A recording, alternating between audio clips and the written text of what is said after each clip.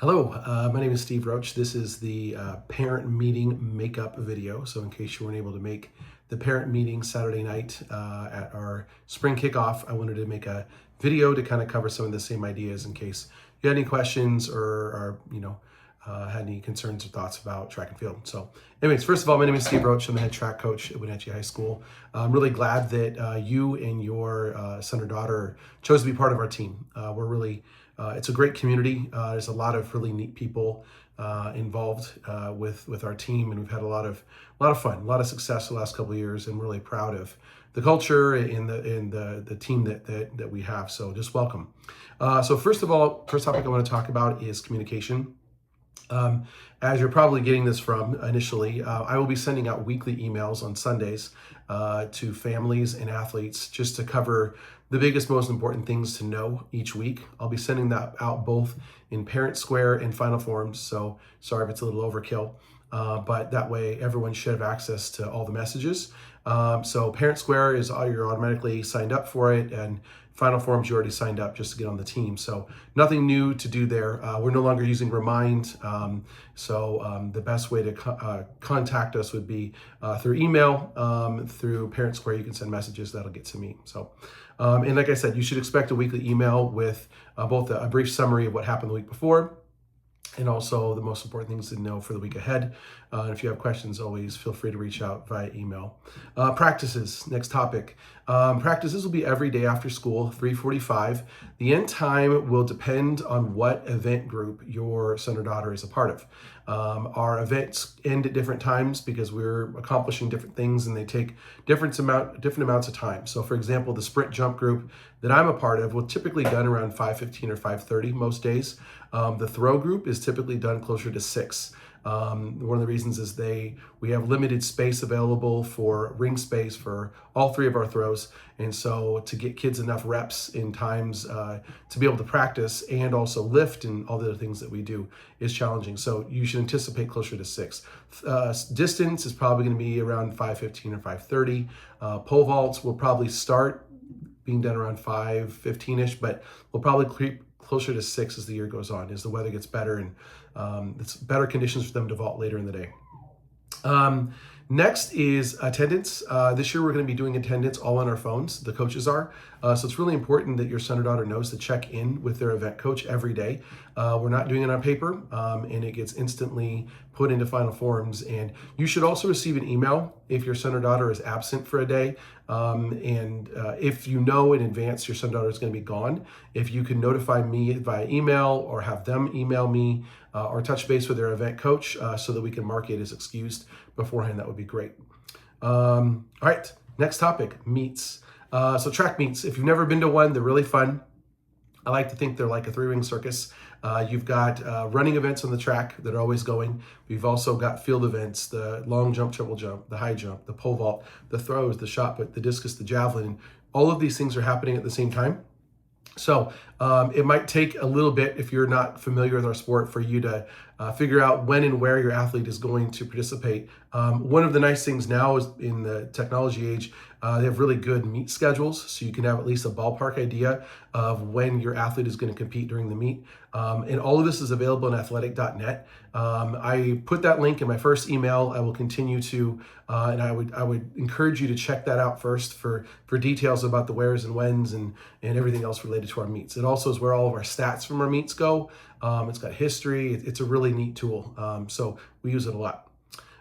So next thing is we are going to host 4 meets this year. We're hosting a varsity invite that's coming up on the 21st, Ray Cochran Relays. We host an extra meet. We're calling it the Saddle Rock Showdown. It's just a meet between us, Eastmont, and Cascade.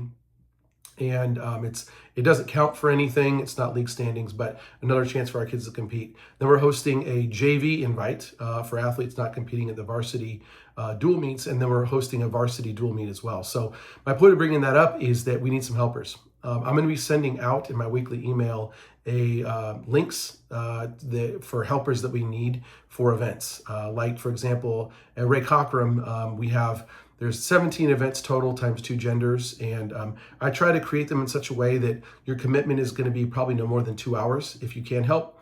And again, with a team as big of ours and as many families as we have, hopefully that won't be a big burden on any of us that you would need to be needed more than once. So as again, look for the links to the Sign Up Genius pages so that you can help out if available. And if you don't know what you're doing, that's fine. Our coaches can help you. They can teach you. The biggest thing we need is an adult with a clipboard to write down the marks. We'll have kids there and people there to help do the raking and the shagging of implements, things like that. So the biggest thing is be someone there to kind of help run the event. All right, if you know in advance that your son or daughter is going to be gone for one of our scheduled meets, please let their event coach know. So athletic.net is where we go to put in all of our entries for all of our meets.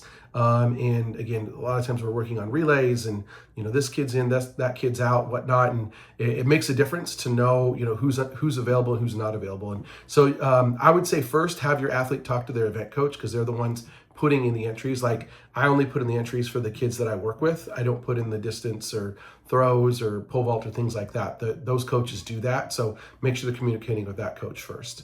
Also, meet checkout procedure. So if you're going to a meet and you're going to bring your son or daughter home with you after the meet, there's going to be a purple clipboard at our team tent. You would go there and you're going to basically sign out saying that you're taking them home and you're releasing us, Wenatchee School District, from being responsible for getting them home safely. So now that being said, I would very much ask you to consider allowing your athlete to stay to the end of the meet. The track and field is an individual sport, but we're also a team sport at the same time. And I understand throughout the course of the meet, kids are all over the place doing their different events. And at the end of the meet is typically when most field events are done. And the last running event on the track is always the 4x4 relay.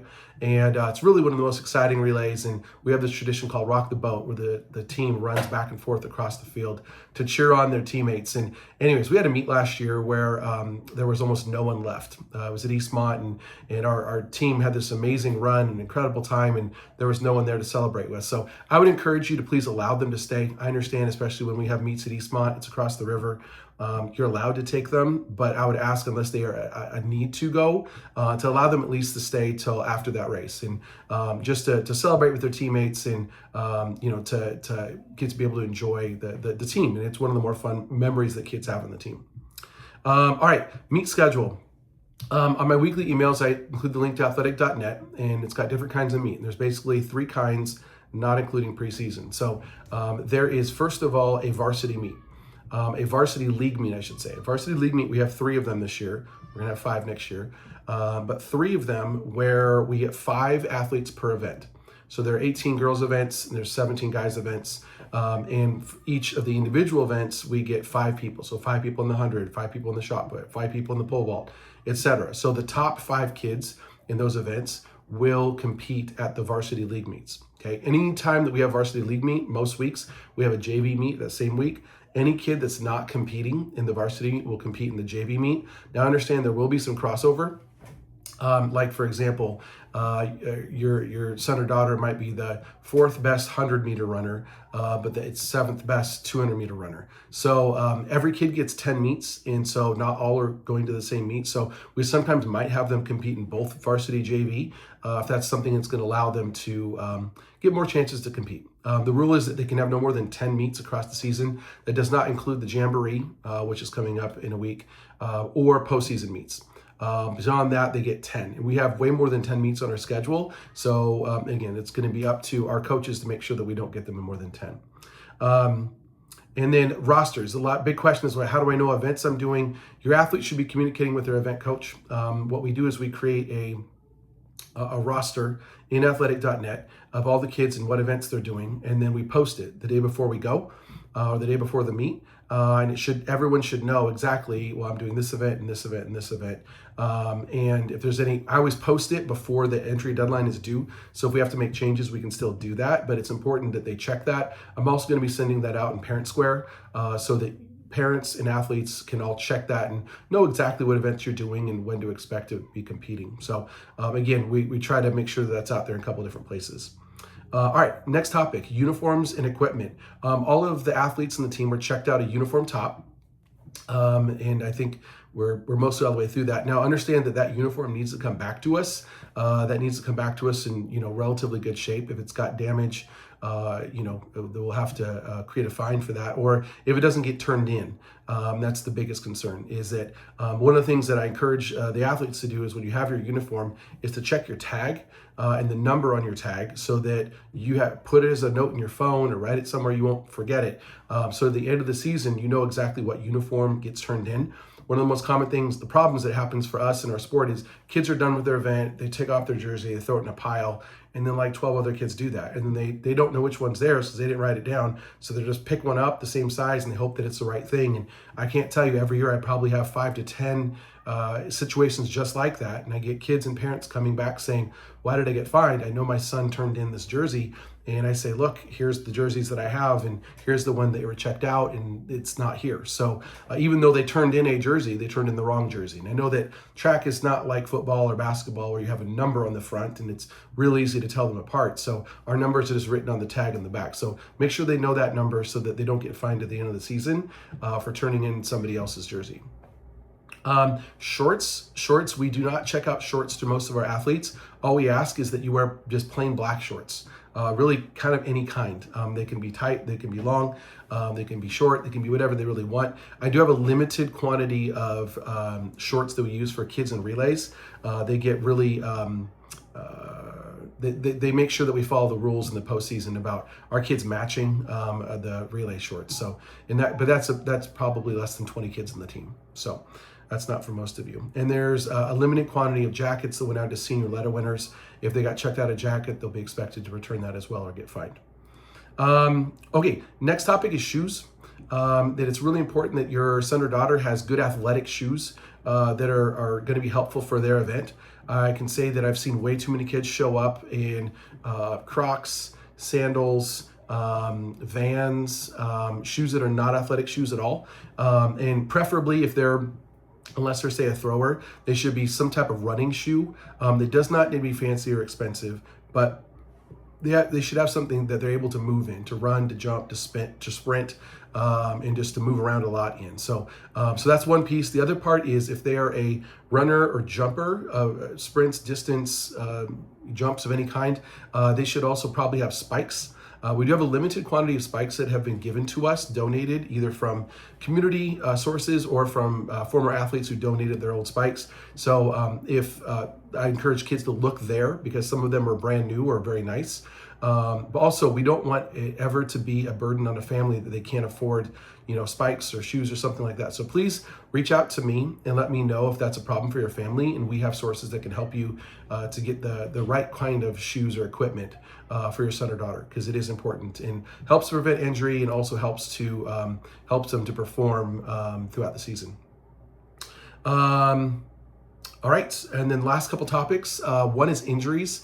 Unfortunately, track and field is not immune from injuries. We don't typically have a lot of, collision injuries like you do in football or basketball or soccer, but we do have a lot of repetitive use injuries, a lot of shin splints, a lot of hip, hamstrings, ankles, things like that. So a couple things on that. We do have a wonderful resource available to us at Wenatchee High School in our sports medicine program.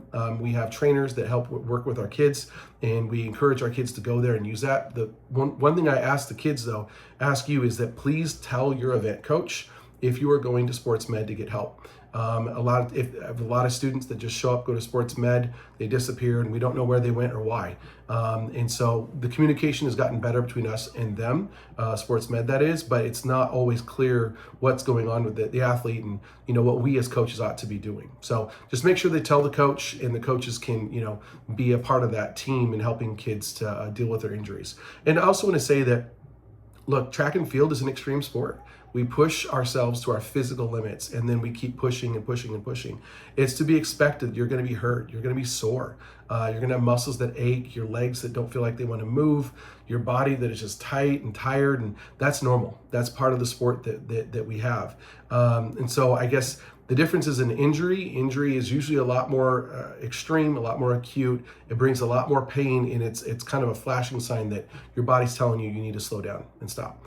So make sure they're communicating with their coach about that. All right, next in the in the introduction packet, the team handbook that I gave the kids the first week of practice. In one of the pages, it has a page about lettering standards. Please take a look at that for how to get a varsity letter. There's a couple things. Number one, they have to complete the entire season in good standing.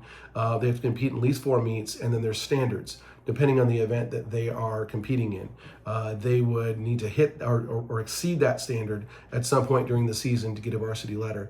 There are a couple exceptions to that. One of them is if you qualify for the district meet, we do allow kids the varsity letter for that. So anyways, and there's also coaches can take special circumstances into effect as well.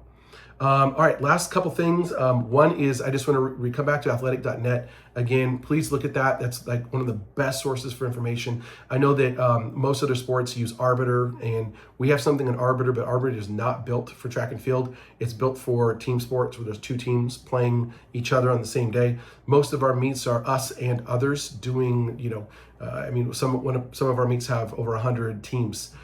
So it doesn't work for that kind of format. So athletic.net is the very best place for you to look for information about our team and season. I think they now make you register, but you can still see our season. You can see our team stats, and you can pay for upgrades and things. You don't need to do that, but at least for the team information and what meets we're doing, I'd encourage you to look at that resource.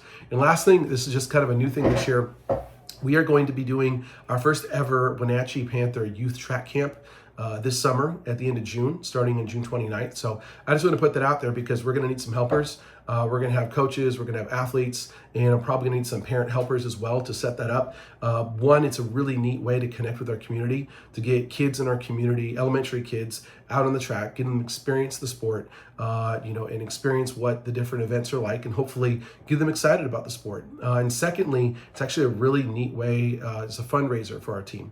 In my previous school, we did one of these, and it brought in quite a bit of money for our team via fundraiser. So that was a pretty neat thing, both to connect with the community and to help to support our team financially as well. So, all right, thank you once again. Thanks for watching. If you have any questions, please feel free to reach out via email, and I will answer as fast as I can. So thanks so much. Go Panthers.